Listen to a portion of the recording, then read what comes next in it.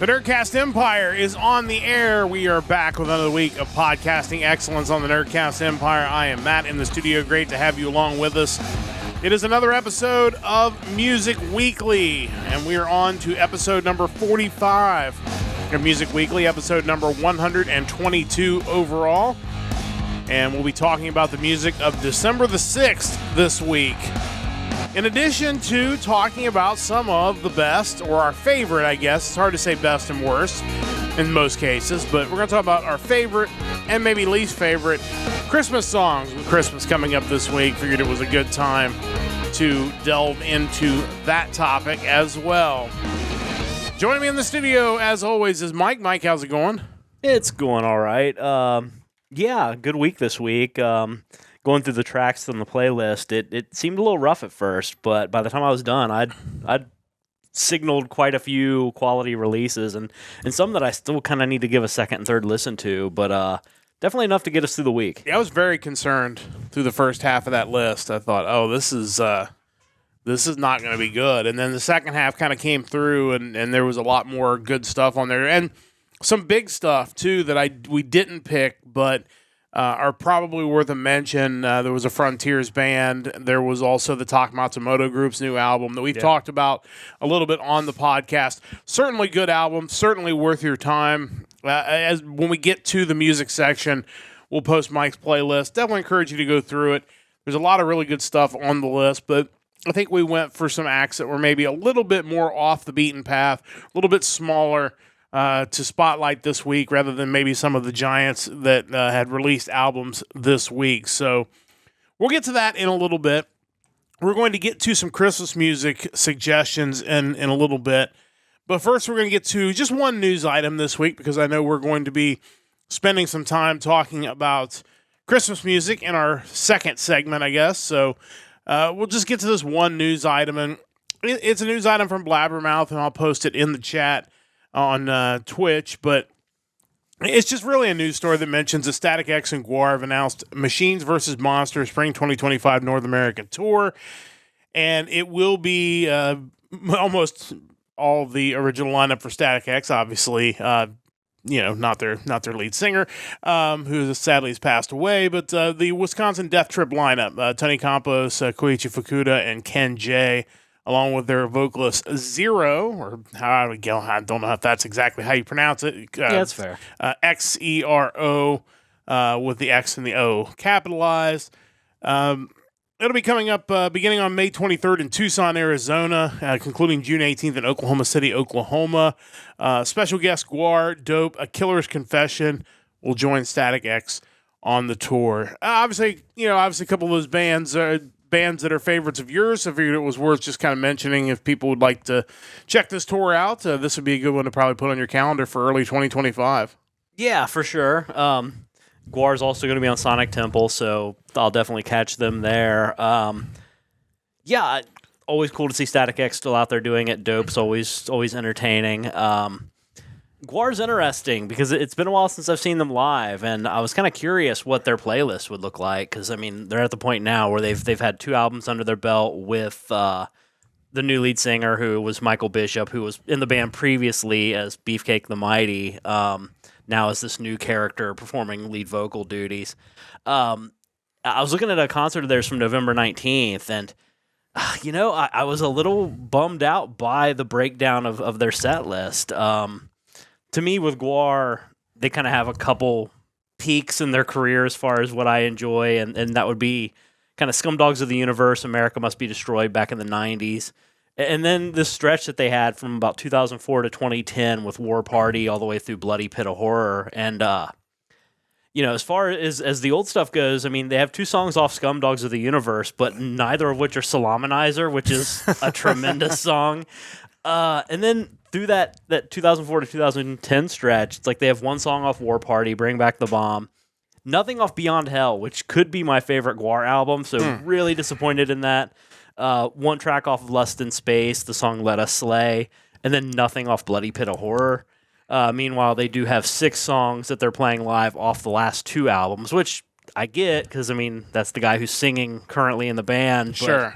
Yeah, not really the set list I would look forward to seeing, but it's Guar, so it'll be an entertaining show either way. And it'll be curious to see at a festival setting, when they do Sonic Temple, what the length of the set list will look like, and whether maybe in a festival setting they would play more of their classic stuff. And it's another one of those up for debate sort of situations where, what is a band supposed to do when their lead singer passes away and you get a new singer and they do new albums?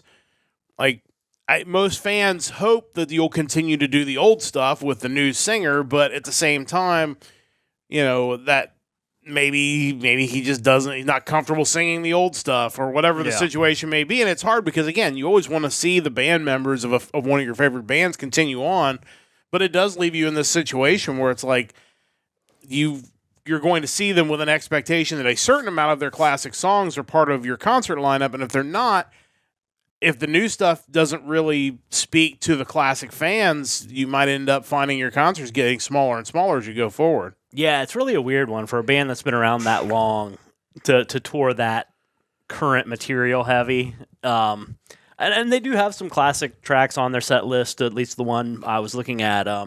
Ham on the Bone's a classic, obviously. Let Us Slay, Bring Back the Bomb, Immortal Corruptor, Maggots, Saddam Go-Go, Cracking the Egg, Sick of You. So, there are a lot of really good songs, but I feel like there are a couple just staples that I feel like need to be plugged back in at some point, and maybe once they kind of get a little further past that last album, we'll see them kind of creep back into the set. We've had that discussion with Queensryche with their tour, and the first time we saw them, it's like, hey, they did all the classics, this is great.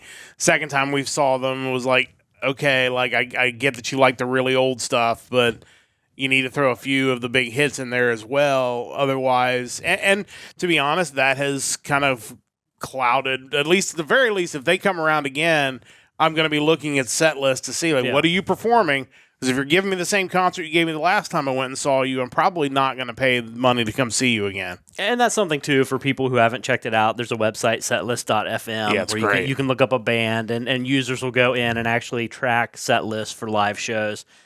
Great resource. I check it all the time when I'm thinking about seeing a band, just to see kind of what their tour looks like. It also brings up what could be an interesting topic, too, for some of the more classic or the kind of bands that we talk about on a regular basis. Like, maybe we should have that conversation of what the ideal set list for those bands actually would be. Yeah. That could be a topic in the future. Yeah, for sure. That you could have pretty lengthy debate on some of these bands, because a lot of these bands that we talk about a lot have been doing it for a long time, and you could put together several set lists, depending on what era of the band that you wanted to hear live, or maybe they can't do the stuff they did when they first were out there, or maybe it just wouldn't sound good live. So, there's also that to consider when you're trying to come up with that. There's that, and I think there are also other rules you can think about, too, like, is this band touring on a new album?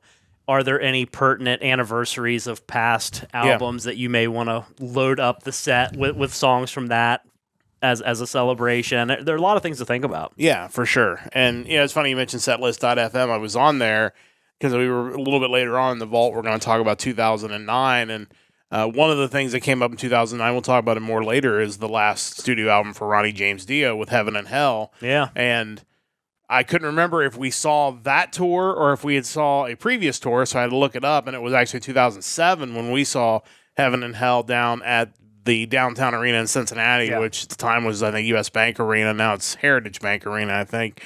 But, we saw them with Megadeth and Machine Head that night. So, I was honestly going to pick that album just to kind of talk about that concert, because it was certainly memorable. It's kind of funny that no matter what the topic is, there's probably some way to tie it back into Ronnie James Dio, because he's going to come up for my vault selection, and I didn't pick Dio for my vault. So that would have definitely been a jumping around your alphabet a little bit if you would have. Yeah, but it's like the fact that he was involved in the album I did pick is pretty wild. We're talking Christmas songs, and he has a pretty awesome rendition of a Christmas classic as well. So Guy was a legend. Yeah, it's probably time to get to some of the Christmas stuff. But again, check out the Static X Guar tour if you're a fan of the band. And, like he said, Guar will be performing some other dates. They also announced another festival I think they were performing at. So there's a good chance whether you see them on this tour or you see them elsewhere, there's going to be quite a few opportunities to see Guar. Well, as we found out, since all the festivals are owned by the same group, that's not surprising. Not in the least. So definitely check those guys out coming up here in 2025. Let's talk a little bit about Christmas songs. And obviously Christmas is this week, and I thought it was a good opportunity to kind of talk about some of our favorite Christmas songs, and even, possibly, because you're always thinking about content when you start doing these podcasts, and you start thinking, well, you could have a short or 2 shorts talking about some of our favorite Christmas songs. And, I thought, like... You could write a Christmas song called Christmas Shorts. You could. Like Christmas shoes. Well, yeah, there probably is, if I had to guess. They've written Christmas songs about everything, but looking at when you start coming up with the good ones, it's just... Because at first I thought, well, it might be a little challenging to come up with more than like 4 or 5, and then you start doing it, man, and they just start adding up. Yeah, and then you start thinking, I probably have left some off of this list, and you'll probably have them, or maybe even I'll have some of the ones that you don't have. So we'll go through the ones we have, and then, because originally I thought we're just going to pick 3 each, and then we'll just go on, and then, of course, like I said, you just get farther and farther into this. So why don't we start with your first 3, and then I'll start with my first 3, and then we'll let you kind of go down what else you have, and then I'll go through and see if there's any others that maybe I found that you missed. Yeah, I ended up with 7. I probably could have gone deeper than that. Yeah. But that was kind of where I capped it. I had 8, so. Not really going in I'm kind of going in number 1, the best ever down, but that's not really a strict ranking. That could change at any time. But, sure. But kind of the way I thought of them. One of them... Obviously, Peace on Earth, Little Drummer Boy, Bing Crosby, David Bowie from 1977. That made my list. That song it had no right to be as good as it was. Yeah. Like, Bing Crosby, obviously legend. I don't want to say, probably fair to say past his prime in the late 70s. Yeah, he's definitely on the downside of his career at that point. And David Bowie... on the rise, gone through the Ziggy Stardust stuff and everything else, and 2 very different individuals, completely, and yet they create this magic in this song that I don't know how it worked as well as it did, but it's great. It opened itself up for parodies because there was with John C. Reilly and Will Ferrell cover version of it, which is honestly so hilarious, every bit as good as the original, which is insane. Those 2 guys are way too talented, but. This song is amazing and easily near or the top of any list of Christmas songs. And probably not surprisingly, looking up the Wikipedia entry on the song when you read about it to find out that it almost didn't happen because of all these different circumstances, like Bowie showing up just looking all glammed out and ridiculous, and not wanting to sing Little Drummer Boy because it's not really in his range. So I guess the producers ended up writing the Peace on Earth part in like an hour and set it up, and thankfully Bing Crosby kind of saw it as like a cool challenge to do this new arrangement, and it worked out. But after the fact, you originally had Bowie speaking really highly of the whole thing, and then once kind of the opinion of Bing Crosby kind of turned over the years, like he came out and then wasn't as optimistic about the whole experience, but. Yeah, it's just a really interesting thing and a great song. Yeah, for sure. It's definitely one of my favorites for Christmas, and always great to see it. And again, check out the cover as well. I think it's really, really well done. There should be more authentic covers of classic songs like that. So, it's a good first choice. What else you got?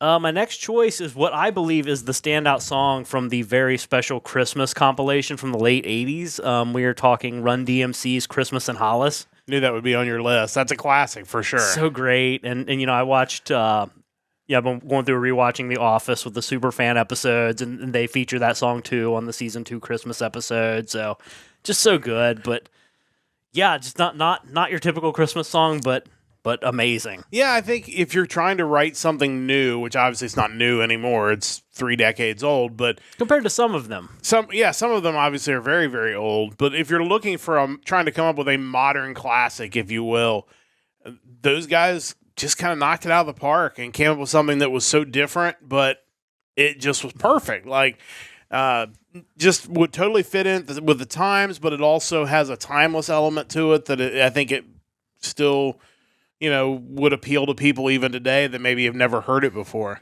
Yeah, they managed to somehow take like an 80s rap sound and make it festive, but I don't think corny. Like it's still it's just enjoyable. Yeah, really, that's a great one for sure. And number 3 out of my first 3 has to be Christmas Eve, Sarajevo 1224, either Sabotage or Trans-Siberian Orchestra. Each one had it, one in 95 and one in 96.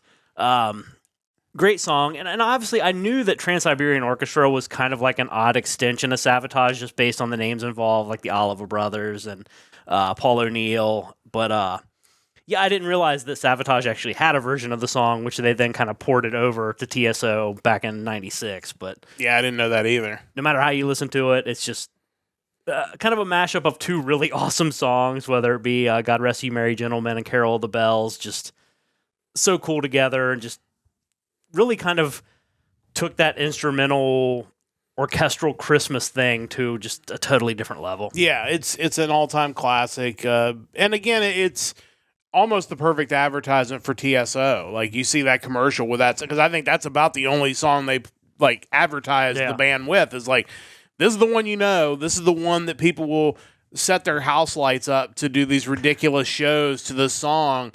And there's a good reason that it's just lasted all these years, and why TSO is bigger than ever, to the point where, as we mentioned a few weeks ago, they've got 2 bands out touring right now, and I'm sure they're somewhere near you at this moment. I think they're coming to Cincinnati here very soon, if not already in town. So, yeah, that's for sure is an all-time classic.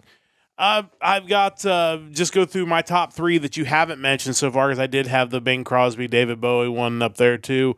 Yeah, I'll start with Do They Know It's Christmas by Band-Aid. On my list as well. Yeah, I know, obviously there's mixed opinions about how well the message held up all these years later, but I do think that it came from a good place, and they were trying to help people out. And, I think the song is, to get that much talent in one room and actually be able to pull off the logistics of being able to record that, because this was a time where a lot of those guys were at the top of the music business, and you're asking for them to set their egos aside. And again, I'm sure, I didn't look at the Wikipedia page for it, I'm sure there are ridiculous stories about that song as well, because... Yeah, I didn't check, but there would have to be. Because you just have so many giant egomaniacs that are coming together, and and everybody wants that big line, that big solo, or... like the Bono part of the song. Yeah, so...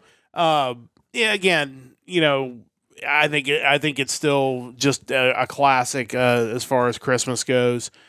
The Night That Santa Went Crazy by Weird Al Yankovic. That is another one of those non-traditional Christmas songs, and certainly a song that is kind of a pivot for Weird Al, but that's just it's not a very festive song. It's kind of gory, as it turns out, but just an all-time classic for him. Yeah, great song, and it has that like almost cozy Soul Asylum Black Gold melody to it, which isn't really a cozy song either, but there's just something about that where you're like, oh yeah, that's great. It's just weird when he decided to do a Soul Asylum style parody. He went with a Christmas song. Yeah. I don't know how you reach that point. Kind of going back to the Band-Aid thing. Yeah. Do they know it's Christmas? I think at the very worst, it's just a dumb pop song with for a good cause. Yeah. And I think that's fine. When you get that many people in a room to try to record a song, you're not going to have the greatest song of all time. You're going to have a huge collaborative effort, which in this case served a good cause. And I think that's why, to me, it does stand up, because I wasn't looking for the most profound thing in the world. You just wanted something that sounded good, that delivered the message. Yeah, and there was no way it wasn't going to be cheesy. It just had to be, just because, again, to get that many people together and try to record something like that, it's not going to be perfect for sure, but it is a great song that does hold up as far as being a Christmas song. Trying to see what else I want to pick off my list. Well, let's jump down to I picked. You could pick any track off of the 19-minute album, but I picked "Hark the Herald Angels Sing" by Bad Religion we'll pick that as my third pick. Bad Religion released a Christmas album. It's been, I think, 11 years ago now. I think it was 2013. Not necessarily what you would expect to see a Christmas album from a band called Bad Religion.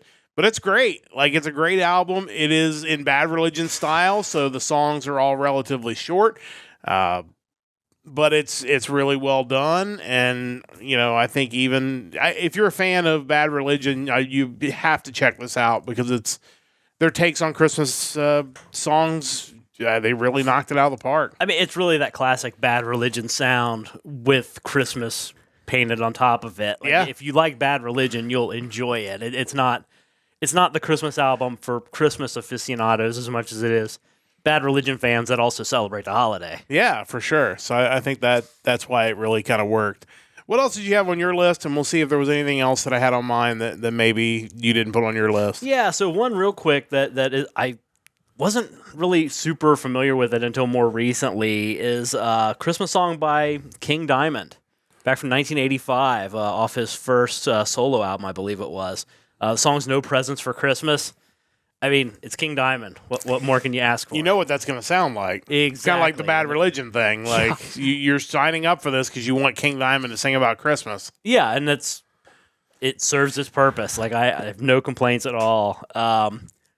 Another one which is certainly as maligned probably as Do They Know It's Christmas is the song Last Christmas from Wham.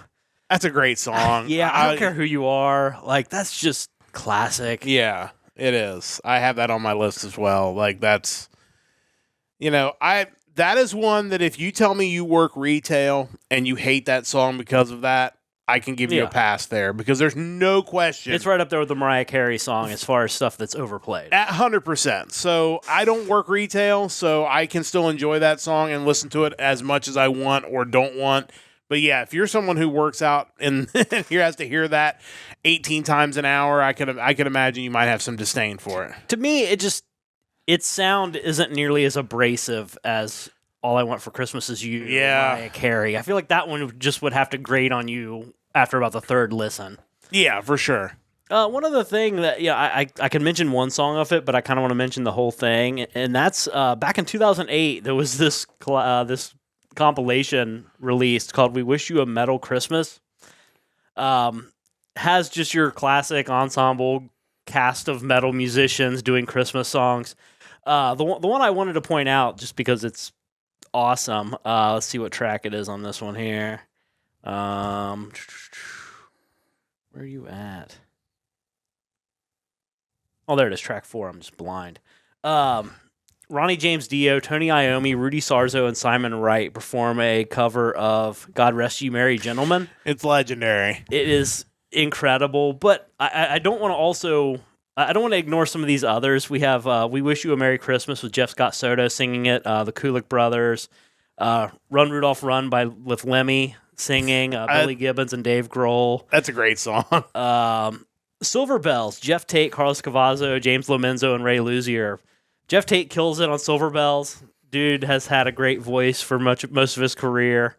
There's just a lot of really, really cool stuff if you're a metal fan, but you also like Christmas. It's definitely worth listening to all the way around. Yeah, for sure. That's a classic album. I'd forgotten about the Run Run Rudolph cover, but that's really, really good. And whatever reason, Lemmy's voice just works perfectly for that song. If you're going to have him do a Christmas song, that would have been the one to do. Yeah, for sure. One I have on my list that you did not mention, and it came off of a Christmas album. It is the song "Oh Come All Ye Faithful" by Twisted Sister. Yeah. Like, they released a Christmas album as well, and I saw the video for that again today, and it's just... I mean, again, it's Twisted Sister. You know what it's going to sound like, but like, it's classic in its own way. It's just weird how, like, when you hear them do Christmas songs, it sounds like it sounds like they actually wrote them. Like, they sound just like their hits somehow. Like, it's indistinguishable. Like, it's so weird to me. It's like, did you guys just, like, were you practicing Christmas songs when you're like, what if we just change the lyrics to "We're Not Gonna Take It"? That would be cool. Yeah. and somehow it works. Yeah, it really does, but it's bizarre. It is. That's one more I had to throw in there before we get to our worst of Christmas. And again, when we get to worst, there are, as we found out today, so many bad Christmas songs, and there are so many bad versions of Christmas songs. So there's really no way to cover all of them, but we'll try to get to some of the ones that maybe just irritate us the most. We'll let you go first, and what do you have on your list as far as like worst Christmas songs? We'll see how many of those I have on my. I only did 3 because I had, like I said, I cut it off. I did 3 specific, and then just kind of one more of a classification of song than an actual song. Yeah, but I did want to mention really quick. It's not on my list because I had never heard of it before. But when I was searching worst Christmas songs, I stumbled into this one from the 70s, I think it was, by the famed ukulele player Tiny Tim. He actually had a Christmas song called "Santa Claus Has Got the AIDS This Year." I had no idea such a thing existed, but it's not good. But no, I think in no way is it good. No, I think it's something everyone has to look up just to be aware of. And again, 70s we're talking really. Rumor has it he didn't realize back then that, or no one did, I suppose, that it was going to be the thing it turned into. Yeah, but. Yeah, wow, that's yeah, that is really something. But yeah, so for my worst Christmas songs, I think first off I have to mention whatever the name of that Christmas song by Train is. I don't really know what it is, but man, I hate that song. I forgot about that one. Yeah, that one is bad. It is so bad. But yeah, so there's that. Kind of as a general rule, any a cappella Christmas song is bad, just by definition. That's a shame, really, because I don't hate all a cappella music, but man, there's a lot of bad a cappella Christmas songs. Yeah. And then kind of my top 2, which is really amazing considering these are 2 ex-members of one of the biggest rock bands of all time. You have John Lennon's Happy Xmas, War Is Over, and then probably the absolute worst, just because you expected so much more from this man, is Paul McCartney's Wonderful Christmas Time. That is just a dreadfully awful Christmas song. So first off, it looks like the Train song is called Shake Up Christmas. Okay. When I looked up Train Christmas song, that's what came up. So that is that one. Yeah, Wonderful Christmas Time's on my list too. And again, if I heard it once a year, I might not have as harsh of a feeling about it, but it is right up there with the Mariah Carey song as a song you will hear everywhere. And it's like, you're Paul McCartney, man. Like, you wrote some of the most iconic songs ever. Like, you helped spur rock and roll in the world with the Beatles. Your solo, some of his solo stuff is great. I mean, he's getting ready at this point when he wrote this. He's getting ready to do some stuff with Michael Jackson that ended up being big hits. And, he's wrapping up his time with Wings when this song came out. And it was just like somebody gave him a synthesizer for Christmas. And they're like, hey, I've got an idea. Let's do this song.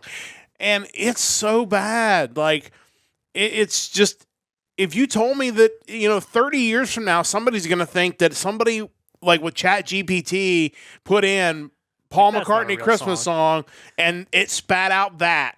And you're going to think that's where it came from, and it wasn't actually a real song. I would be shocked to find out he spent more than 5 minutes writing it. Yeah. There's no way.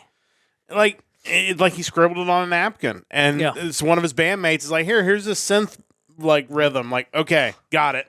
Like, let's do this. Yeah. Or it's like, hey, you got to write this Christmas song before you're allowed to, bless you, before you can go on vacation. Like, okay, here it is. Good. So, yeah, that's definitely on the list. War Is Over. Like, again, like I said, it's one that doesn't bother me as bad because I don't hear it very often. So that helps a lot with that one. But yeah, not one of my favorites for sure. 2 more on the list for me, other than the one you mentioned with Paul McCartney. Santa Claus Is Coming to Town by Bruce Springsteen. First off, if it's the Bruce Springsteen rule, there's a good chance if he's singing it, I don't want to hear it. That's true. But it's also one that gets overplayed a lot, and there's so many better versions of that song, and it's just bad. He's annoying. He's just obnoxious. It's just no. And then the other one, and this one's going to be a controversial take with some people. Grandma Got Run Over by a Reindeer. That song is terrible. I'm sorry. Like, only little kids think that song is great. And I think that's why I kept it off my list, because I feel like every kid's, there's like 1 year out of every kid's life when they're like 8 that they think that is the coolest, most amazing thing in the world. So, like, on some level, I feel like it did what it needed to do. Yeah, I'm sure, but man, it's that I don't ever. Once you're done with it, you're done with it. I don't ever need to hear that song again, ever. I would rather listen to Bruce Springsteen sing Santa Claus is Coming to Town nonstop for 24 straight hours than to hear Grandma Got Run Over by a Reindeer one time during Christmas. Cannot take that song. And again, it's played a lot, and I just, no, absolutely not. So anything else you mentioned, or acapella, you mentioned that. So, yeah. So there are some interesting ones. You mentioned there was a Joe Pesci Christmas song out there. That ended up on some random list I saw. Evidently, he started his career as a singer before getting into acting, and for whatever reason, in the late '90s, someone convinced him he should do this album, but as the character from My Cousin Vinny, who's a great character for sure. It's a great movie. But yeah, probably didn't need a Christmas album for sure. Much as Joe Pesci's great, but. Yeah, a lot of wild ones out there. Leave your comments. A good place to leave your comments is in the Discord, which is a good time to mention that you can join our Discord. We've got the link in the chat. It's pinned. That link's good for 7 days. Join the Discord. Tell us what your favorite Christmas songs are or your least favorite Christmas songs are. Let us know about this new music we're about ready to talk about. Let us know what you like off of there. We'll talk about that as we go forward. Reminder to check out our website, nerdcastempire.com. You can listen to previous episodes of the Nerdcast Empire. You can check out our store while you're there. Coming up on Thursday, the Boxing Day, if you will, we'll be back to talk Best of Anime 2024. We're going to talk about some of the great themes of 2024. Mike's seen about 1,000 shows this year, so I think he's going to be able to really give you a good grasp of what is out there to watch. Maybe some things that are off the beaten path a little bit that maybe you should check out from the year 2024. So that'll be coming up on Thursday. Next Sunday, another episode of Music Weekly. We are back with the music of December the 13th. And again, our best of 2024 music, we'll have that in late January. We want to get through all the music of 2024 before we actually do a best of. So that'll be coming up in the month of January, probably on a Thursday night. So look forward to that coming up, which means it's time to get to our music. And a reminder, you want to be here live every Sunday night. That's the one time you're guaranteed to get to hear the music clips because sometimes Twitch VODs will delete them. Sometimes YouTube doesn't like them. But if you're here live, you're going to get a chance to hear it. If you're listening on your favorite podcast network, the clips won't be in there. But that's why you need to join us, twitch.tv/NerdcastEmpire. We're live, in most cases, at least twice a week. But it's time to get to the new music, of course. Mike goes through each and every week, pulls the list of new rock and metal albums for a given release date. That date in question this time is December the 6th. He will then pull at least one track off of those albums into a YouTube playlist, which I will paste into the chat in just a second. And then once that happens, then we go through and we try to pick 2 new albums each that we can recommend to you based off of those songs and based on our ability to go back and listen to those albums. And like we said at the beginning of the show, I was a little concerned. The first half of the list was kind of a little hit and miss. Second half of the list I thought was much more hit than miss. And because of that, there's some really good stuff this week that we won't be able to talk about, but you should definitely check it out. But it is time to get to the stuff we are going to talk about. So we'll get to Mike first. Mike, you have 2 picks as always. What do you have for your first pick this week? Yeah, so for my first pick, we are going multinational. This group seems to be comprised mainly of people from Greece and Poland. Their name is Asterise, and I am talking about their second full-length album. The album is called Tale of a Wandering Soul. Yeah, this is an interesting sounding group. I really, really enjoyed the song on the playlist. I was thinking, oh man, we're going to have all kinds of good songs. We got one in A's that is good. Yeah. Turned out that was one of the few at the top of the list. There was a bit of a drought after that. It was, but these guys obviously really enjoy what they've put out here. Yeah, so this is, like I mentioned, a multinational power metal project. And when I say project, if you look at their Bandcamp and see the list of contributors to this album, it is quite extensive. I don't know at what point you have too many members to just be a band and you have to call yourself something else. Clearly, 9 is okay because that's when you're in Slipknot territory, but let's see, 1, 2, 3, 4, 5, 6, 7, 8, 9, 10, 11, 12, 13, 14, 15, 16 people that have some involvement one way or the other. It's a borderline orchestra at that point. Pretty much. And when you read more into what these guys are about, you kind of see why this album has so much involvement from as many sources as possible. A group was started when Bart Mazinski and Dionysus Maniatakos joined forces to create something fresh and new, but that would also refer back to some of the classics like Stradivarius, Gamma Ray, and Avantasia. So when you hear Avantasia mentioned, you're like, okay, now I understand why your album has, 16 people involved, because that's very much the Avantasia way of having this huge ensemble cast and just epic, bombastic songs. And this is definitely what they're doing here. Kind of listening to the first full song, Twisted Ferryman, it feels vocally like an Avantasia song, but it has keyboards that make you think Stradivarius, like very much that era of power metal. Chorus is very power metal, just, like I mentioned, just kind of that period of time. Like it sounds like it could be a Stradivarius or a Gamma Ray song. As you go through the album, the whole album is solid. One track, as I got toward the end of it, that really stuck out to me was the song Awaken, because it sounds more progressive than a lot of the other stuff, almost as if you had Dream Theater and Gamma Ray collaborate to create a song. Like it was just... It hit me different than a lot of the other tracks, but in a good way, and not taking away from how good the other songs are.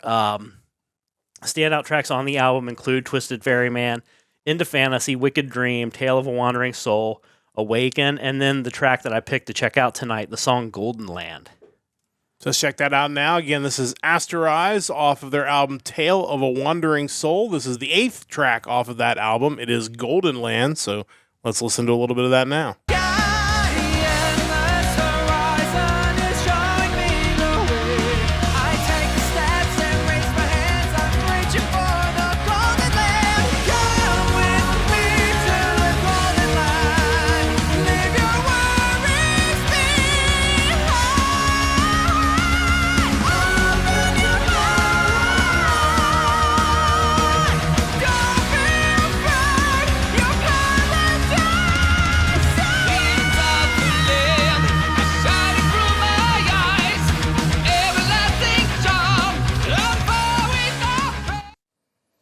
Yeah, I definitely hear all the comparisons that you put out there. There's no question that vocal talent is high. Range is pretty incredible, which I think if you're going to attempt to sing that kind of music, you've got to have at least somebody in your project, your small community that can really bell out those high vocal ranges. And clearly that's something they've got going on here. It's really good. Yeah, definitely a standout for me. Yeah, really enjoyed that. Asterise with Tale of a Wandering Soul. You can check that album out. That's Mike's first pick this week. As always, you've got 2 picks. What do you have for pick number 2? Yeah, so for pick number 2, this is maybe an underserved subgenre for me. It's not one that I pick up and run with all that often, but I do enjoy it. It's one of those things where if I'm in a certain mood, I hear it, and it's like, oh yeah, I definitely need to get into this. And that's kind of your female-fronted symphonic metal. That being said, the album that I picked for my second pick is the debut album from this Netherlands-based symphonic metal band. Band is Ylisia, and the album is Underneath. Yeah, this is really good. I'll talk more about that when we get through kind of we getting a chance to play the music and talk about it, because it was one of the very last entries on the list, but it is a really good album. Yeah, definitely solid. From their Bandcamp, the band consists of Lisbeth Cordia on lyrics and vocals. She writes the lyrics and sings. George Van Alphen, who writes the music and plays keyboards. Martin de Ziu, who plays guitar. Tim Hugervorst on bass. And Ava Lavina on drums. So, as I did research on this, come to find out, the album was originally released on Bandcamp back in January, but this is another instance where the record label Wormhole Death has picked up the band and are now re-releasing their album. We've seen that with a lot of bands over the course of the year, that they're snatching them up and giving re-releases to a lot of things. So so now they're on my radar, and that's really cool. It's clear that Lisbeth's voice is kind of the big thing in this band. It's what's most being highlighted, but the music complements her vocals really well. The track that I grabbed for the playlist originally was the video for the song Underneath. can't help but enjoy kind of the slower bass heavy verses that kind of build to these huge choruses. And that's kind of a thing that they do quite a lot on the album, and I think it works out really, really well. Standout tracks on the album include the song I mentioned, Underneath, Tell Me, Hourglass, September, Labyrinth, and then the track that I picked to listen to, the song called Pain. Let's check these guys out now. Ylisia with Underneath. This is the opening track to this album, Pain. Let's listen to a little bit of that now.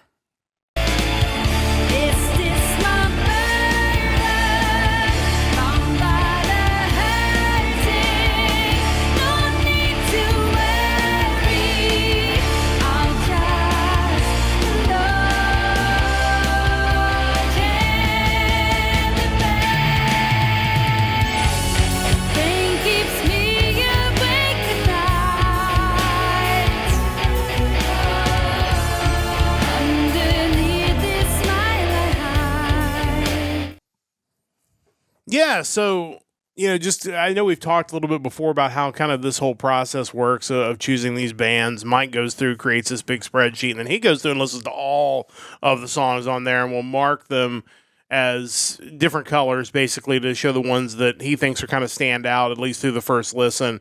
And then I go through and listen to all of those, and I skip the ones that are really bad that are also on the list. And I had gone through and marked several that I wanted to listen to the full album of, and I got to this one, which was the very last one on Mike's list, and I already had, 7 or 8 albums to listen to.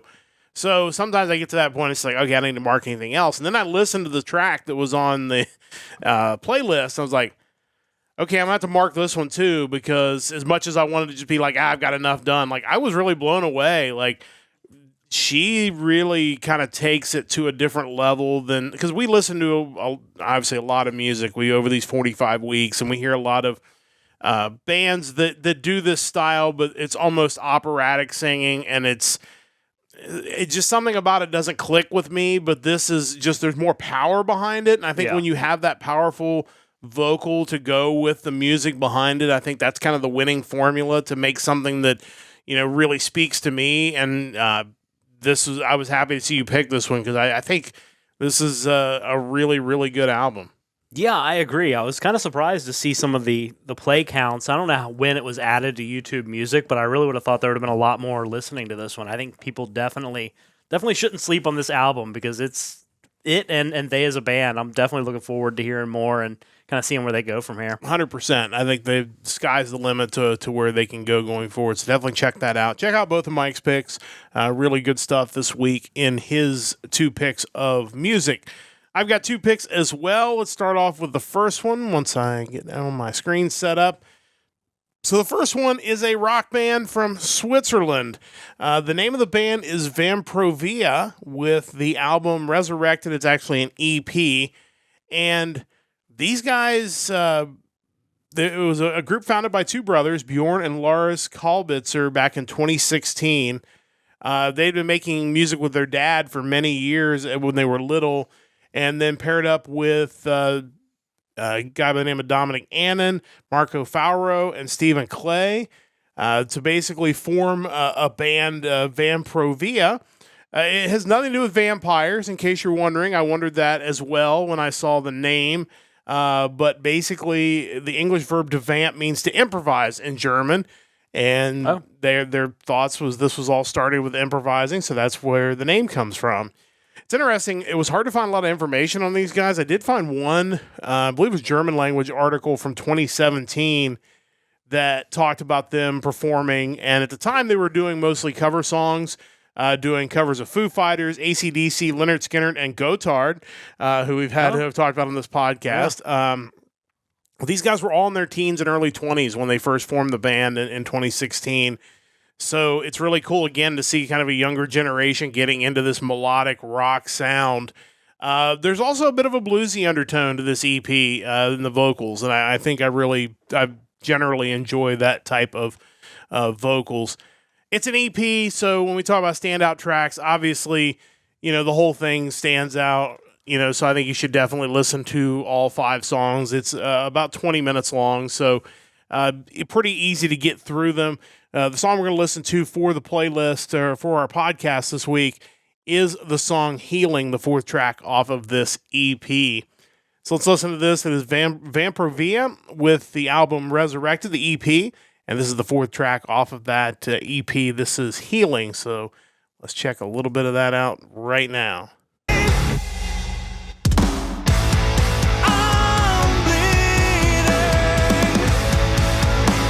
I've lost the control of myself. I wish that I could grow away from this pain. It seems to follow me every day. I'm falling. Whispers in the dark, no escape in sight.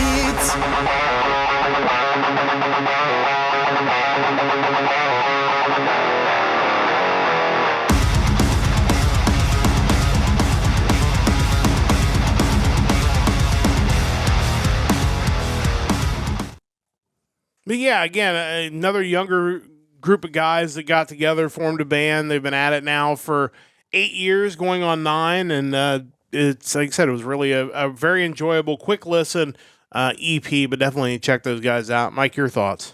Yeah, this was another group that I thought really highly of when I first listened through, and I definitely think we need more just kind of straight up heavy rock bands, and that's kind of how I felt about these guys.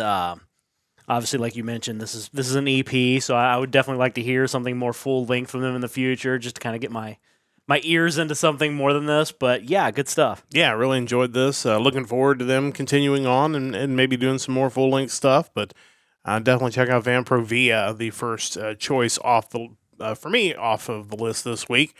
The second band I picked is a melodic power metal band out of Slovakia. This band was founded in 2014. It is Within Silence, and the album is The Eclipse of Worlds. This band was found out of the dissolution of the band Right Door, which existed from 2008 to 2014. This is their third full-length album, but it's the first one they've had since 2017. I think there's just a really good balance of different speeds of metal throughout this album, which really makes it a pretty easy listen. There are some progressive elements in there, especially the final track, which is over 12 minutes long, When Worlds Collide. It's interesting that Metal Archives included both Sonata, Arctica, and Edguy as similar bands to this band, so it kind of explains why I enjoyed it so much. They don't really sound like either one of those bands, but there are some similarities. And some of the vocal tracks remind me a little bit of Stradivarius. The music isn't as fast. Obviously, Stradivarius is speed metal on a different level, but the vocal stylings kind of reminded me very much of that band. Overall, very easy listen front to back. Really enjoyed this one. Standout tracks include Land of Light, Divine Power, The Eclipse of Worlds, the title track, and the song we're going to listen to for the podcast, Battle Hymn. So let's check this out now. This is Within Silence. They released The Eclipse of Worlds. This is Battle Hymn, so we will check out a little bit of that now. It's when you fly through the sky, the belt of truth on two tides. Leave your fear, rise to war.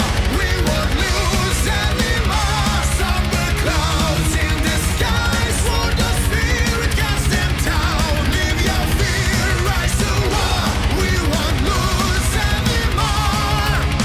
I believe my path will lead me to the light, where all the memories will be turned into us. I'm waiting here with my dreams until you come with prophecy. Fight for your life and the right to the sky. My concern when I first saw the album artwork is that this was going to be way over the top, because a lot of times when you have these medieval images on the album covers, you just feel like it's going to be going into battle in the Middle Ages type music. But I didn't, listening to the album, it didn't feel over the top, which was good.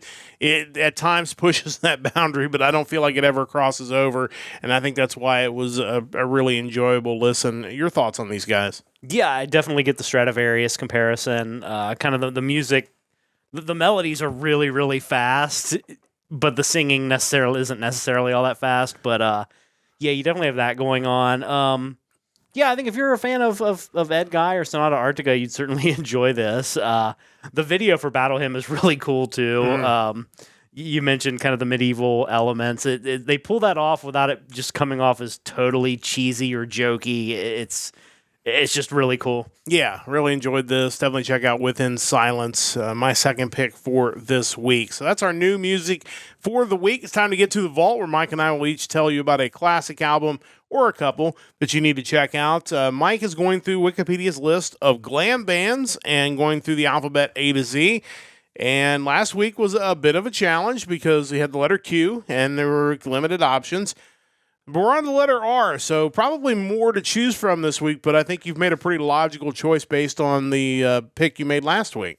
Yeah, definitely. Looking at the listing for the letter R, there were a couple options that I would have liked to have gotten into, but I saw one that I felt had some relevance based on the Quiet Riot album I picked the week before, that being the album QR, which was after they fired Kevin Dubrow and brought in Paul Shortino to sing.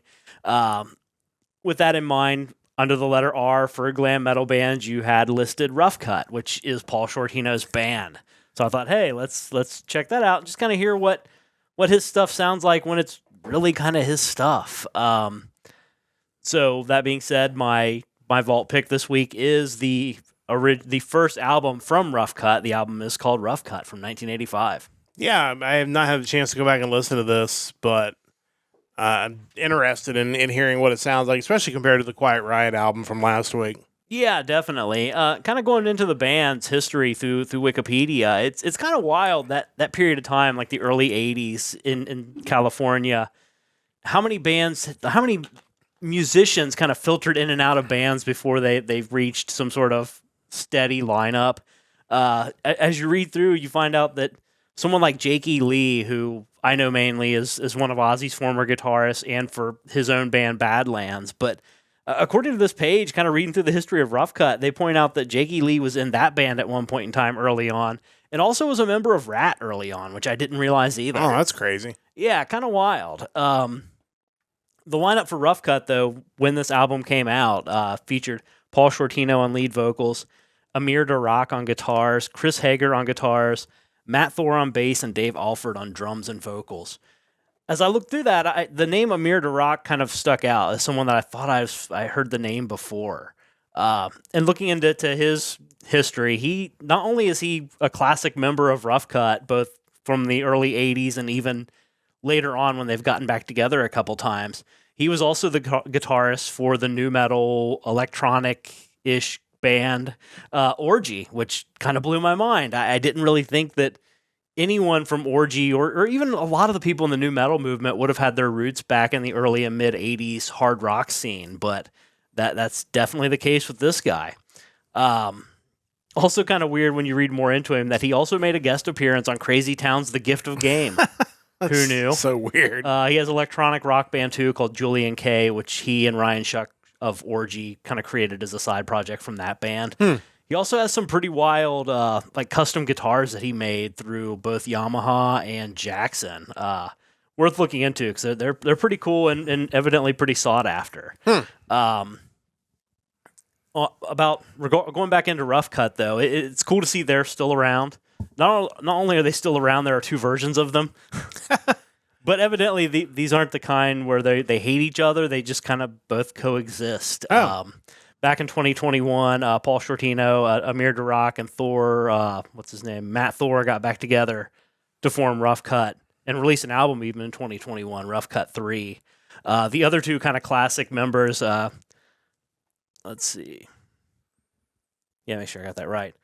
Chris Hager and Dave Alford, they actually have their own version of the band too. But so yeah, it's kind of crazy to think you have a situation where two versions of the band exist as opposed to zero, and they actually don't hate each other. So that's really, really kind of encouraging. Getting into this album, to me, it feels like a much more inspired sound than what I heard on the Quiet Riot album with Shortino on vocals. It just, and again, this is a debut album, so I imagine they probably had a longer time to write it and produce the songs as opposed to what might have been kind of a rushed effort when they brought in Shortino to Quiet Riot. It's hard to know, but that usually seems to be the case, that for your debut album, you've been working on these songs and touring with them even before the album comes out, so it's probably a little more focused of an effort. First track on the album, Take Her, is co-written by Ronnie James Dio, which is kind of crazy to think about, especially since he's come up so many times in our episode tonight. Yeah. They also have a cover of Irma Franklin's song Piece of My Heart, which Oh. is the same song that was famously covered by Janis Joplin back in the day. That's a rough song. Yeah. Well, that cover, The funny thing about that was like when I dug a little deeper into that, and on Irma Franklin's Wikipedia, they mentioned that when Joplin's version came out, evidently Franklin didn't really recognize it because the vocal arrangement was so different. yikes. Like, yeah, it sounds about right. A couple of tracks on the album, Dreamin' Again and Black Widow, are co-written by Wendy Dio, Ronnie James Dio's wife at the time, and also the manager of the band. Oh. So, kind of getting into it, if you like mid-tempo, bluesy, hard rock, kind of that sound that was popular in the 80s, you're definitely going to enjoy this. I even noticed, looking at the Quiet Riot album last week, Paul Shortino can sing. He's got a really good voice. I just think he was working with a band that maybe weren't all that into it at that point in time in the Quiet Riot album, whereas this feels super inspired and just really good. Standout tracks on the album include Take Her, Piece of My Heart, Cut Your Heart Out, You Keep Breaking My Heart. A lot of stuff with hearts, but yeah, I definitely want to check out the rest of the discography of these guys because I really enjoyed this album. Yeah, it's interesting. Two interesting things I thought on the Wikipedia page. One was just kind of silly, and the other one is just kind of an interesting note. It mentions the chorus on "Kids Will Rock," sung by the Roadrunner Junior Soccer Team. That's bizarre. I don't know if one of them had like a relative that had a kid playing junior soccer, so they just brought him in to record the song, but that's interesting. The other one was this only charted on the Bubbling Under the Top LPs chart, which is not a chart I was familiar I've with. not heard of that either. It has since evolved, as you would expect, to the Hot 100, like bubbling under the Hot 100. So I did a quick Google search on this. It is currently the bubbling under the Hot 100 singles, which is basically songs that have not yet charted in the Billboard Top 100, but are kind of on their way up or just outside of the Top 100. What's interesting is the song that has spent the most weeks on the bubbling under Hot 100 singles chart was Pearl Jam's Alive.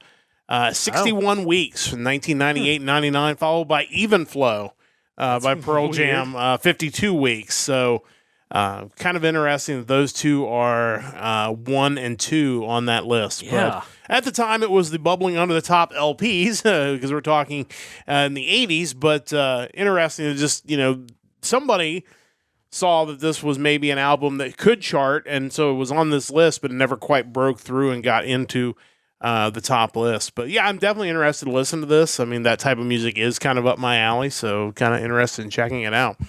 But Rough Cut, the choice this week for the Vault.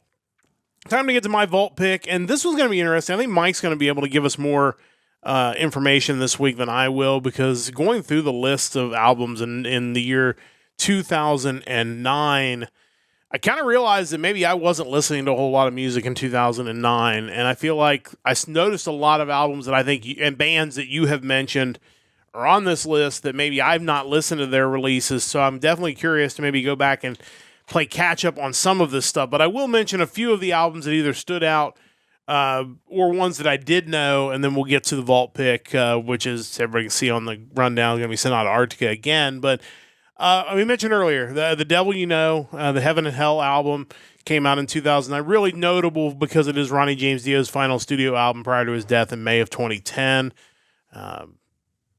Yeah, I mean, obviously, it's a shame that they weren't able to because they had just kind of gotten back together just in the previous few years. We mentioned we saw them in 2007, but unfortunately that reunion was cut short because of his passing.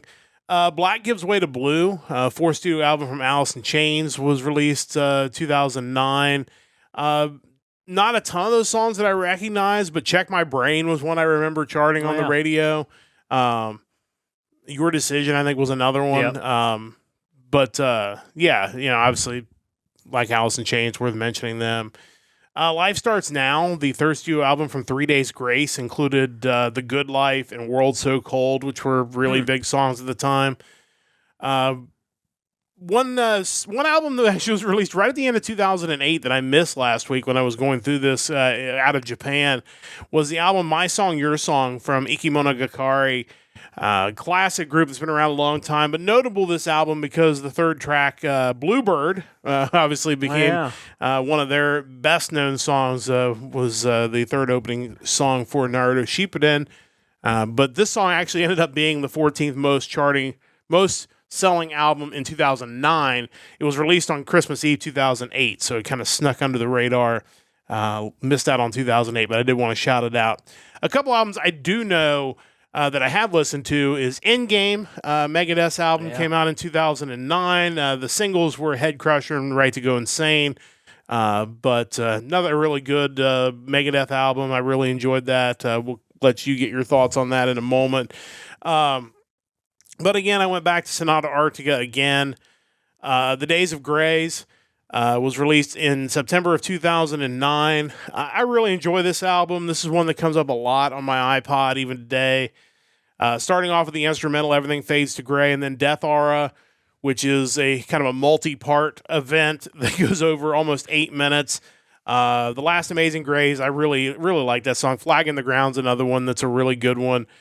Breathing, Zeros, The Dead Skin, Juliet, No Dream Can Heal a Broken Heart, As If the World Wasn't Ending, The Truth Is Out There, and then the full version of Everything Fades to Gray is the last track on the standard release of that album.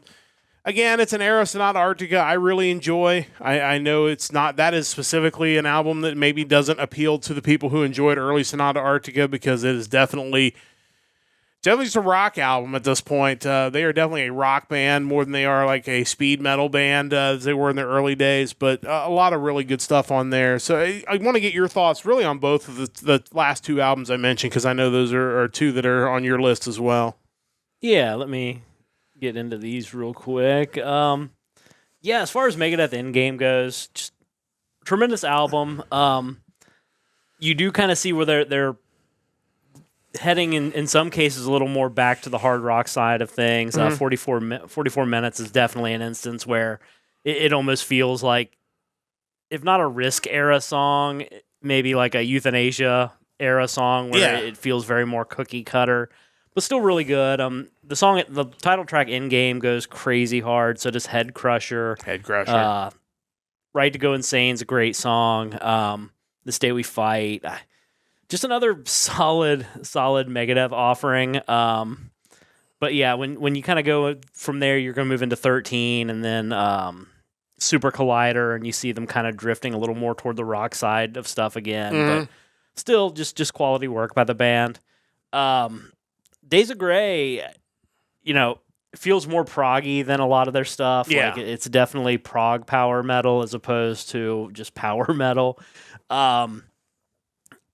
I think there are some songs. I mean, they're the obvious songs. Last Amazing Grace, Flag in the Ground are kind of the obvious hits. But I think like The Dead Skin is definitely one that's kind of under the radar. That's just an amazing song. Truth Is Out There is another great one too. There's really no era of Sonata Arctica that I don't enjoy, but this is definitely up there as far as a complete album that I love front to back. Yeah, for sure. Really good stuff from those guys, as always. And before we get to your stuff, looking through, because I found a couple of albums that are going to come out in the next couple of years. I originally was going to cut this off next week after 2010. I think what I'm going to do now is I'm just going to keep going until we find a year where I just can't find an album to pick, and then I'll cut it off and we'll jump to something else. Because there's... in 2011 does have one specific album I definitely want to talk about. So we'll continue to roll down this road until we just don't have anything else to talk about. But like I said, I think this was a really big year in the stuff that you have. So I wanted to let you get to the albums that you saw on the list that definitely were kind of up your alley in 2009. Yeah, it's kind of wild because I think this is the first year when going through the Wikipedia listing of albums that came out, it didn't really have anything on that list that I didn't actually already own as far as stuff that I would consider to be big albums. Like I pretty much nailed all of what I needed to buy, apparently. First on my list that I wanted to throw out there was the AFI album Crash Love. Kind of just the ever-evolving sound of AFI, where they've gone so far away from like horror rock or like screamo type punk music, so to speak, like gothic punk or whatever you'd call them in the early 2000s. They're kind of more just like this, almost an indie rock band at this point. It's so different, but I still enjoyed it. But I was looking at the Wikipedia page just because whenever you have a band like this whose sound does tend to change through albums, you always kind of wonder what the critical response is. And with this album, you go from like AllMusic giving it a 4 out of 5, Los Angeles Times giving it a 3.5 out of 4. Definitely, Metacritic gave it a 70, which isn't terrible. But then you have like the AV Club giving it a C-. Drowned in Sound giving it a 3 out of 10. Ooh. Yeah, so as you read through the article, they kind of go into some of the criticisms, and there was one on here that I need to find because it's just a 2-word review. I mean, that's basically about what it's like. Where is it at? Okay. Who said this? Oh, okay, it was Drowned in Sound, I guess. Daniel Yates of Drowned in Sound was also highly critical, scoring the album 3 out of 10, complaining the band's guitar sound had become increasingly polished over the years and thus has lost its effectiveness. But as you go on, he kind of sums it all up with like, Crash Love sees the culmination of all that disgrace in a collection of sounds that fall somewhere between POD and a fart that's been trapped in a Turbo FX pedal for 10 years. That's so bad. Yeah, people, some of these critical responses were just brutal. I mean, if you're going to be critical, I think there has to be some level of wit to it to make it stand out. But Yeah. you know, And like, I don't think the album is as strong as like Sing the Sorrow or December Underground or Art of Drowning, but it's still enjoyable. Like, I have no problem with the album. Tracks like Beautiful Thieves, Medicate, and Transmission are still good songs. Moving on, we had Atreyu's The Congregation of the Damned with the title track, also Coffin Nails and Insatiable. I did want to mention the band Brand New and their album Daisy. This band has had a lot of issues over the past few years. You kind of found out that their front man was kind of a questionable dude. But it did have the song At the Bottom, which is one of their last really good songs, I thought. Dream Theater's Black Clouds and Silver Linings, which was the last album to feature Mike Portnoy until their upcoming album that's going to be released soon since he rejoined the band last year. Tracks like A Nightmare to Remember, Rite of Passage, Shattered Fortress, Count of Tuscany. There's only like 6 songs on the album, but, you know, it's Dream Theater. They're all amazing. yeah. We mentioned them earlier. Guar released Lust in Space that year. The title track to that's really good. So is Let Us Slay, The Uber Claw, Where Is Zog, and Parting Shot. Another band that came up a few weeks back, the band House of Lords released Cartesian Dreams, Yeah. which was kind of my first introductory to the band. So for a band that's been around since the 80s, to find out about them in 2009 is kind of wild. But you had the title track, Desert Rain, The Bigger They Come. Really good album. One of my more favored melodic death metal bands over the years is the band Scar Symmetry. They released Dark Matter Dimensions in 2009. It was the first album to have the new vocalist Robert Carlson and Lars Palmquist replacing Christian Alvestam, who, again, they had to bring in 2 vocalists, one to do the clean and one to do the harsh vocals because their prior lead singer was just really good at both of them. Which is nuts, honestly. Yeah, that dude, like, people should look up even his solo stuff. Like, he's a great voice, super talented dude.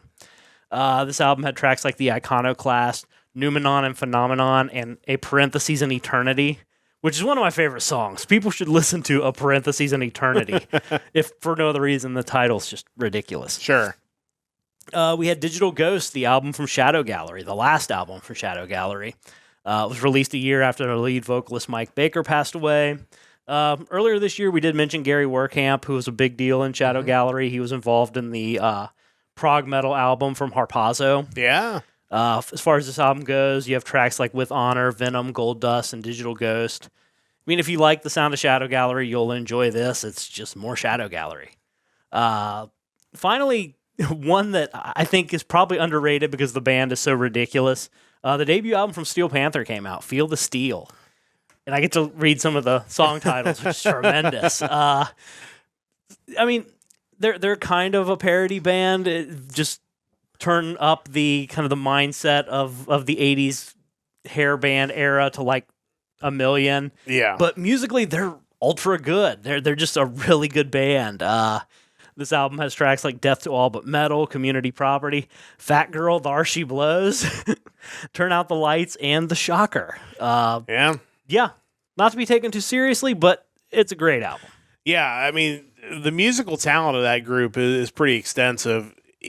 The subject matter is, like you said, not to be taken seriously I feel like people should take their music talent seriously because they are seriously talented. And I think sometimes it's something that Weird Al has probably gone through in his career where you're singing parodies, or in his case, and maybe people don't respect the fact that clearly the dude is a great musician, because you can't do that stuff unless you're really talented. You don't listen to Eat It and think, man, this guy's a genius. Right. But if you listen to more of his stuff, you tell that he definitely knows his stuff. Listen to Albuquerque, and then you'll know. Well, it's funny because just a couple days ago, I saw a news article come in from Guitar.com. I guess it was an interview with Whitesnake's guitarist, Joel Hoekstra, talking about the guitarist from Steel Panther, Satchel. Yeah. Being like super underappreciated as a guitarist. I guess he played with him years ago, and I guess they met at the Guitar Institute of Technology, apparently. Of course. But just kind of singing the dude's praises, talking about how good he is. And you see he's on a bunch of videos for a lot of the metal publications on YouTube, and the guy can play. Yeah, and I think that is the risk of being in a group like that, is I think sometimes you do get underappreciated because the subject matter is like, they're here for fun. They're here for a good time. Yeah. But you do forget that those guys are also really talented and could also be doing really serious music if that's what they wanted to do, but instead they want to have a good time. They've made a lot of money doing it, so who can fault them? And the funny thing is, you mentioned Weird Al, and it's kind of an apt comparison, because when you listen to Feel the Steel, every song or so, when you listen to it, you're like, wait, this is a Bon Jovi song. Yeah. Where they basically do kind of the style parody thing, where their sound is kind of mimicking another, more popular band at the time, and that they do it very well. Yeah, for sure. Definitely one to check out. Really good list of albums there from 2009. Next week, obviously, we'll be talking the year 2010. We'll be doing that next week. But it is time to bring this week's edition of the Nerdcast Empire to a close. First and foremost, hope everybody has a wonderful Christmas. Happy Hanukkah if you're a Hanukkah celebrator. Whatever holidays you're celebrating, we certainly wish you good health and good spirits and a good chance to spend time with your family and friends and enjoy the season. We'll be back on Thursday, as I mentioned, Anime Thursdays. We're going to be talking the best of anime 2024. We'll be talking some of the top anime themes of 2024. Talking about some of the great shows that, like I said, Mike has seen a ton. He'll be able to give you a little bit of a guide as to what you should check out from 2024 and some of the older stuff that maybe even that Mike has checked out in 2024. A lot of really good stuff. We'll talk about that coming up on Thursday. Then another Music Weekly next Sunday with the music of December the 13th. Big thanks to Stone Lake Media for their continued support of our podcast. Big thanks to Chris for all of his help, both usually in the chat. I think he's busy tonight, but big help with our Discord. And again, join the Discord. The link is in the chat on Twitch, so make sure you join us in Discord. That's going to wrap things up for this week. For Mike and the entire crew, I'm Matt saying so long. Don't forget to join the Empire, the Nerdcast Empire.